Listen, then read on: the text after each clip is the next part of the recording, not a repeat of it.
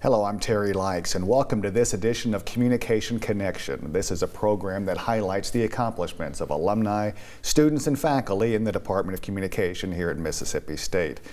The world of the media is always an exciting one and challenging and fun to talk about, and so we are fortunate to be joined today by Dr. Philip Poe, who is the coordinator of the Print and Digital Journalism concentration here at Mississippi State. Philip, thank you for joining us. Absolutely. Thank you for having me. As I mentioned, the media, we can talk about all different angles of it, so it certainly is fun, and it must be a fun one to teach. It is. It's one of those things where I sort of have my kind of old school way of looking at things and, you should do it this way, you should think of it this way, and I'm always learning from students, well, here's how we're consuming media, here's how we're getting news. And we were actually talking about social media in class this week, and students were introducing me to how news stations are using Snapchat and TikTok. I'm like, what is that? So it's every day there's always changes, there's always something new, but I think you stay grounded in the fundamentals and the basics, because those are important also.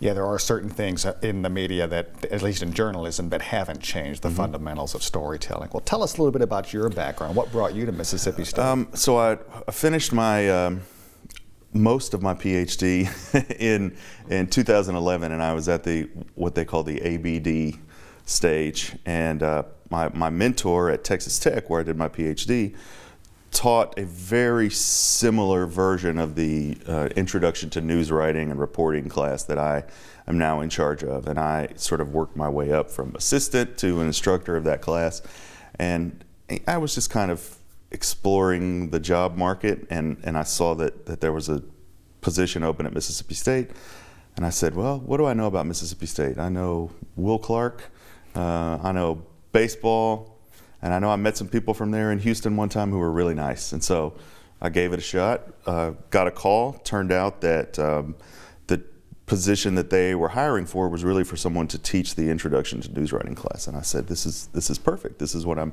trained to do. This is what I want to do. And so 8.5 years later, here we are. But originally I'm from Northeast Texas, a little town called Henderson, and then kind of made my way across Texas, and now I'm back, and now I'm in Mississippi.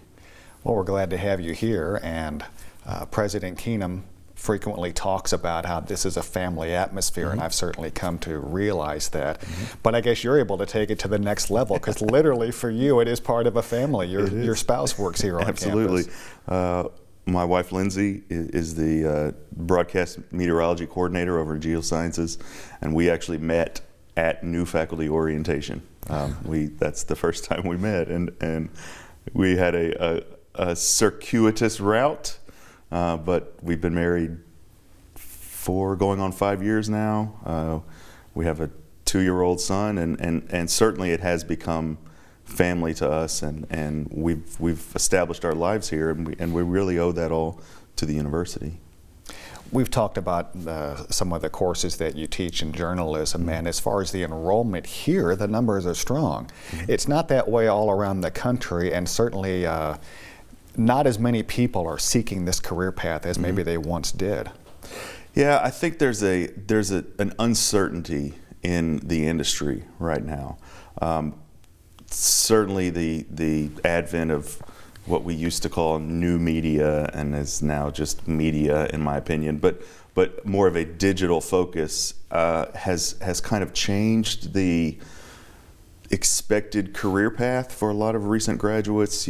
Sort of when you and I were coming of age, the model was you graduated, you got hired at a 150 market, and you moved your way up. Same thing worked in the newspaper business. You graduated, you got hired in a 10,000 circulation, and you moved your way up, right? And the internet has really changed that. It's, I guess the Silicon Valley folks, they say disrupted. And the internet has really disrupted that, because on the broadcast side, the availability of people's video on the internet, there are students who are graduating and moving into top 100 markets, moving into top 75 markets, because they've had a web presence for a year and a half. The same is true on the writing side. There are students who are graduating and moving directly into 20, 50, 100,000 circulation papers because they've already been producing for 2.5 years. They've already been working at their local. And so I think there's some uncertainty there. And so students, they don't necessarily see that clear, once I graduate, I will do this, and then I'll move to this job, and then in 20 years I'll be here. But the barrier to entry, and to me the barrier to advancement, is much lower than it's ever been, because there's an insatiable need for content. We're always going to need content producers, and now it's much easier to get that content in front of people.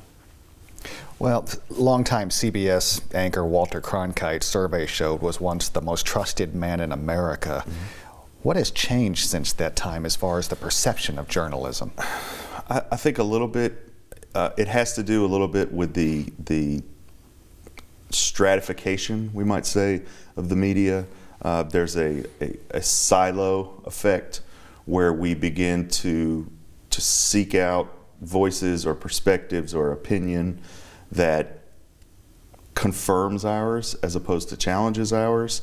And that, I think research indicates that that's a big part of how we evaluate trust in the media. If they are speaking my language, so to speak, if they're telling me that my beliefs and my values and my concerns are the right beliefs and the right values and the right concerns, then I'm going to trust them. And if they broach an area that I maybe don't have as much information about, I'm going to take their word for it. And so I think that the idea of there are the big three networks, the big three news networks, and I'm going to pick one and I'm going to be loyal, and their reality reflects my reality, that has kind of gone away because we have so many options, and we're much more able to kind of self-select and determine, this is the viewpoint I'm going to hear, this is the perspective I'm going to hear.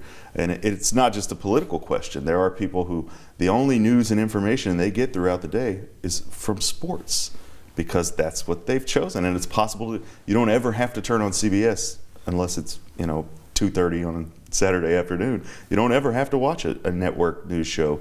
You don't ever have to watch a cable news show. It could be Sports Center, and that's it. And so I think we have to be aware of that. I'm still convinced that regardless of what people will tell you, they believe what they read in the newspaper and what they hear on the radio and see and hear on television. I think we're just a little less likely to admit that, but clearly the media still has a major influence on the sort of national conversation, and I think still serves an agenda setting function.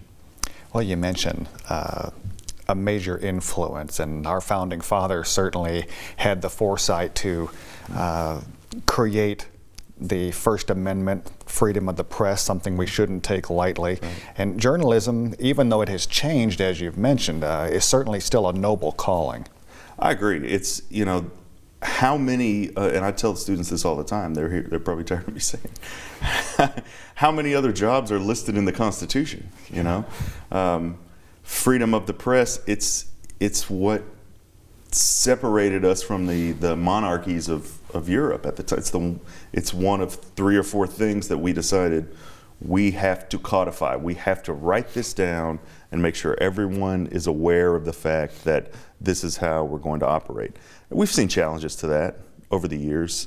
Certainly the changes in the digital landscape and the internet has affected who's a private citizen and who's a public figure, and can you make yourself a public figure, and how we evaluate these things, of course, changes over time. But I think that the basic precept, the basic concept that government cannot interfere with the operation of the press, as the press serves as the conduit between the government and the citizens. I think if you conducted a national survey, I believe 95% of Americans who have an opinion on that would agree that that's part of what it means to be an American, that we have an independent press, and that the press serves as a watchdog, as a conduit for information between the people in power and, as I say, the people who are paying for it, the citizens, right? And I tell students, if that's not something that you're passionate about, if that's not a belief that is dear to you, maybe this isn't for you. Maybe there's something else that might be better suited, that you might be better suited for, because you're going to have to make tough decisions, and you're going to be in less than ideal conditions, and maybe off the bat making less than ideal wages. But that belief that what you're doing is fundamental to the American experience, I think is what separates journalism from maybe other professions. With all of that said, you and your colleagues embarked a few years ago on revising the curriculum here to meet industry standards. Tell us a little bit about some of the changes. It's become now the print and digital journalism Correct. concentration. Yes, we. Since I got here, I guess I'm in my 9th year now. You know, you're always discussing the way the industry is changing, the way the business model is changing. How can we teach in a way that reflects that, so that when students leave with a degree, they not only have experience and exposure, but they have some training in here's how things are going to work. And so, like anything in a university setting, it takes multiple years and lots of signatures and committees to get things through. But we did push through a curriculum change that I think certainly better reflects the nature of the industry, what we used to call convergence. I don't think it's convergence anymore. I think it's converged. And so we're trying to educate students in this reality of, well, you've always got to know how to write. You always need to know how to interview. But you also need to know a little bit about video and editing, and you need to know a little bit about web and design, and you need to know some about the economics and how to be a bit of an entrepreneur and how to build your brand. And so we've tried to write a curriculum that I think better reflects that, and I think we have. And having established that, we will continue to refine it because things will continue to change, and we have to be responsive to that. And in fact, I think we actually have to try to be a little ahead of the curve, because the process is so bloated in terms of how you can affect curriculum change at a university level. We have to be looking to 2 or 3 years from now and say, how are things going to need to look then? Let's go ahead and get on that. And I think there's certainly interest among the faculty to stay current and to look ahead.